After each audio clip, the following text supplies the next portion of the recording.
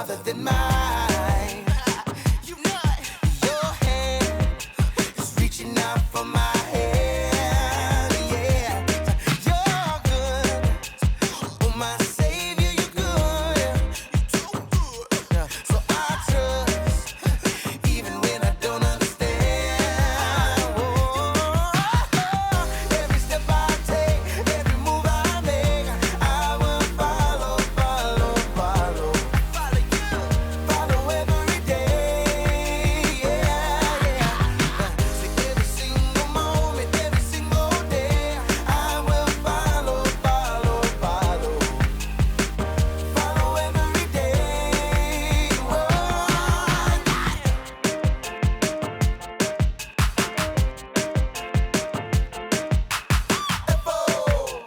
Double L-O-W, I'm gonna follow you. That's what I'm gonna do. F-O, double L-O-W, I'm gonna follow you. That's what I'm gonna do.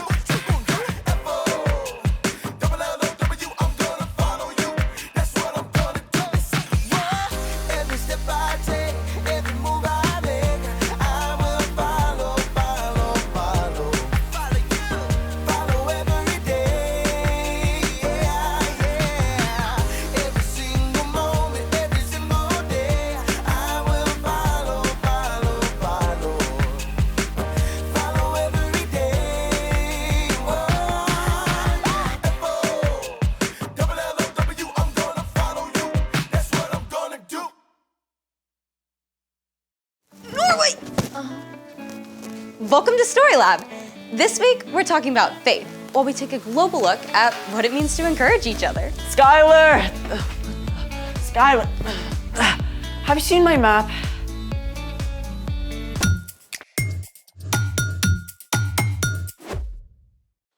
Hey, I'm Skylar. And I'm Sebastian, We're talking about faith. which is trusting what you can't see because what you can see.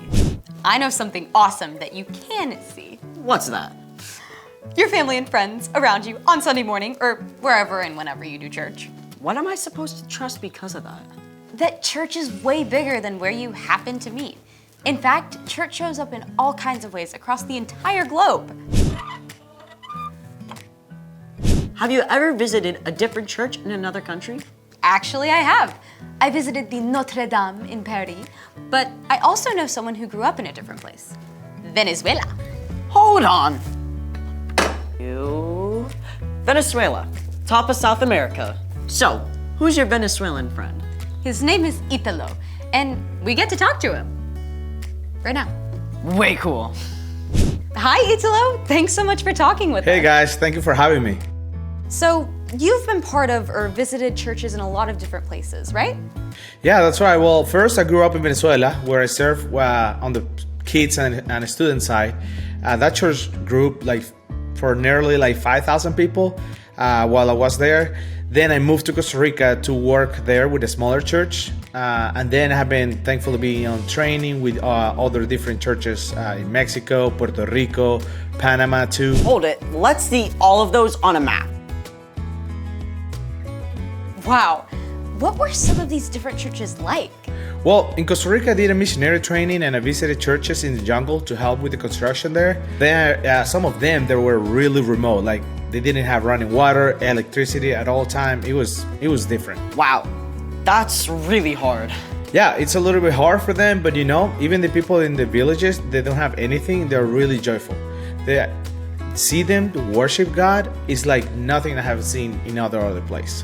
The people there were completely committed to loving God and to serve others. What are some of the ways you've seen God work in the churches you visited? Yeah, one thing I love is that a lot of these churches really value the personal relationship. When you're going to these churches, even if they are small or bigger, the people know your name. Like you feel when you go to a church, you are part of a family. And after church, the people just hang out, they share a meal.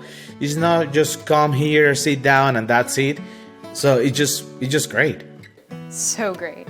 What are some of the ways you've seen Jesus followers encourage each other?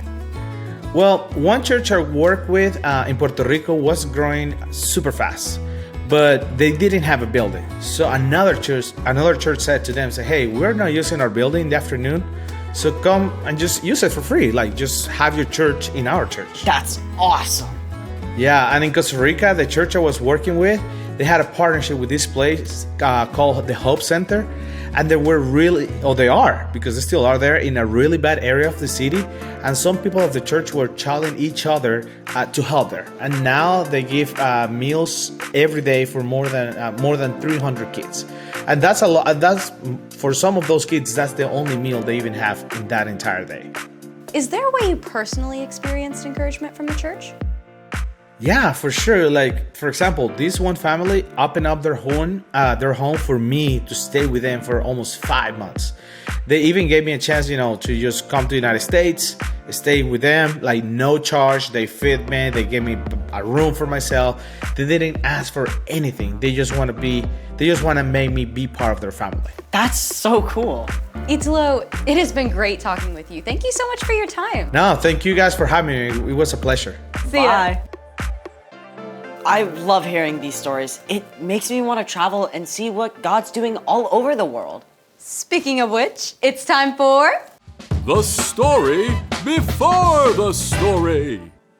Today, we're in the book of Hebrews, a letter written to early believers in Jesus. But before Hebrews, way back in the very beginning, out of a deep, deep love, God made an amazing world. But when people turned away from God, the world was broken. God made a plan to draw people back into relationship. So, at the right time, God sent Jesus, God's very own son, to live among us. Jesus gave up his life and was killed. But on the third day, he rose to life. After Jesus returned to heaven, the early church grew quickly. But some believers became confused or distracted and started to forget their faith in Jesus. Which is where our story starts. Take it away. Hey everyone, I'm Erica.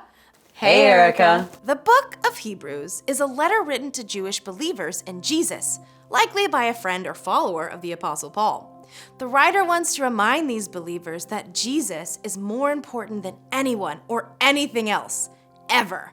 He challenges them to hold on to their faith in Jesus and to encourage others in the church to do the same. Chapter 10 says this: Let us hold firmly to the hope we claim to have. The God who promised is faithful. Our hope is in Jesus, who made a way for us to live forever with God. But like the Hebrew believers, it is so easy to get distracted from that hope. We hear constant messages telling us that hope is found in buying more stuff, in doing more activities, in zoning out from our problems. So in the midst of all this, how do we stay focused on our true hope? Hebrews continues. Let us consider how we can stir up one another to love. Let us help one another to do good works. One way to hold on to our hope in Jesus is by acting on it. We can encourage each other to show God's love to the world around us. Rather than just telling our friends to do good things, we can encourage them by living it out ourselves. So what do love and good works look like? One way to put love into action is to put others first, whether it's first in line or letting your friend choose the game you play together. Another way to show God's love is by sharing what you have. It could be sharing your lunch, choosing to give away some of your toys, volunteering your time to help someone out. And you can definitely encourage others with your words. Instead of complaining or grumbling, choose to speak words that comfort someone. Remind others that God is always with them and that God gives us the strength to do hard things. Now, let's wrap up our verse from Hebrews.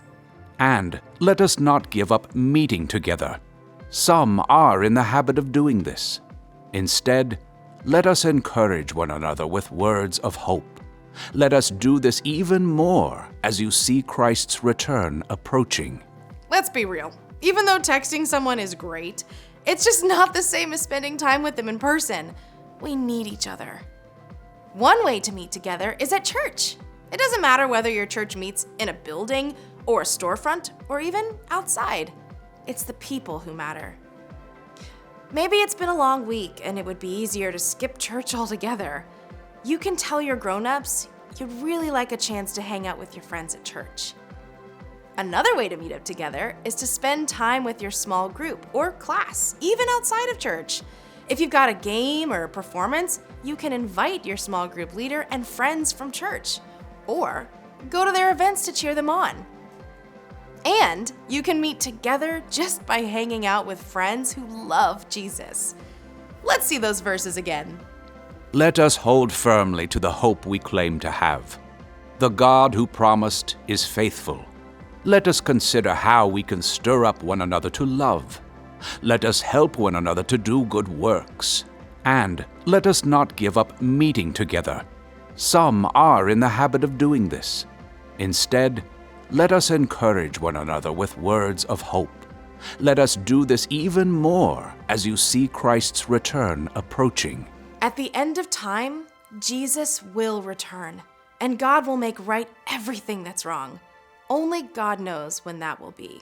But in the meantime, we have an amazing opportunity to encourage each other to stay strong in our faith in Jesus and to show God's love to the world. The end. So, church isn't just for learning stuff about God. It's also about the people we meet and helping each other be strong. Exactly, because our faith is stronger together. So, what's our part in the story? Sometimes it's tempting to be a loner. You don't feel like you fit in, even at church. Or you've got sports on Sunday and it's hard to keep up with your church friends. Or it seems like none of your close friends care about following Jesus. Don't give up. Ask God to help you find at least a few friends who love Jesus and can encourage you. And if you feel like you're an outsider at your church, you're probably not the only one. See what happens if you start up a conversation with someone new in your small group. Or invite kids from your church to your birthday party. No matter what, you can choose to live out God's love. And encourage those around you to do the same. I think you got it. See you next time. Bye, Erica. So here's the thing. Our faith is stronger together. Hey, what just happened? I think the power's out. I got an idea. I've got another idea. That's amazing. Thanks for joining us in the Story Lab. See you next time. No, I think we need more candles.